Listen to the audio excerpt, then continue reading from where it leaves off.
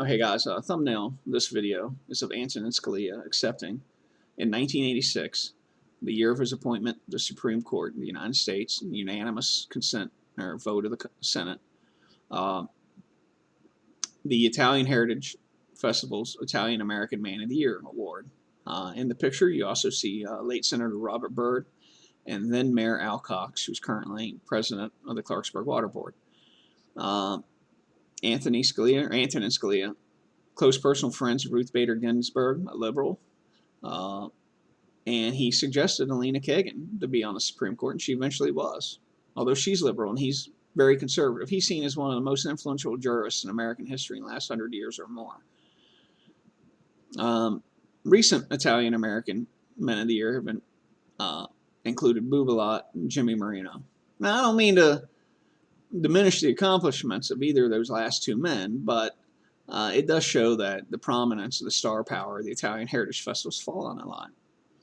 In fact, I noticed that if you go, a lot of times the Lost Creek Fall Festival is held the same weekend as the Italian Heritage Festival, and Bridgeport High School shows up to march at Lost Creek Fall Festival, but not at the Italian Heritage Festival.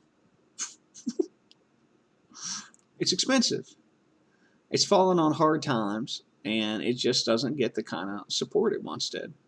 And I also noticed that Nutter Fort canceled permanently the Blackberry Festival, which is one of the most successful festivals around here. It didn't say why, but you got to think it was finances. And I noticed that,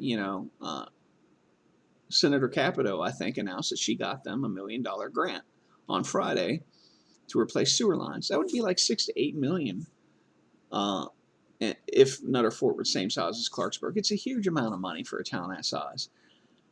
And they got their own American Rescue Plan Act money. They got money from the county, and they're sinking it into infrastructure and sacrificing quality of life things. In fact, pretty much every community in Harrison County is doing that except Clarksburg. We're explicitly going the opposite direction of what was recommended.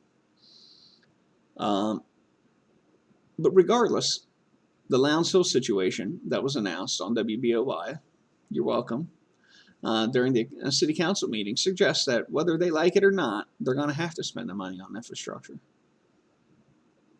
Ashley Marinero has a civil engineering degree, although she's not a civil engineer. She was telling people, you can't just go building on that hill. You have to do remediation work.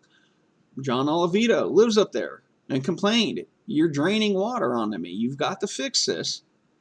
And was told by a city councilman pretty much to shove it. You got to deal with it. We're going to do what we want to up here.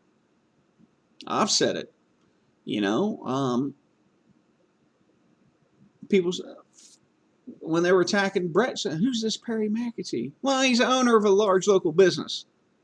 Everybody knew who he was. And he's a person who does consulting work as a civil engineer to cities for their water sewer drainage issues. Would be an awful nice person to have on council because he'd actually know something. But here we are. They've chosen to ignore what we said, and now they got to do it anyway. 2 Lane Streets, Chris Lane brought up. I brought it up. They ignored it, and now it seems like they're finally going to do it. The bus shelter was brought up tonight. Huge fight over that. Bunch of denials over that.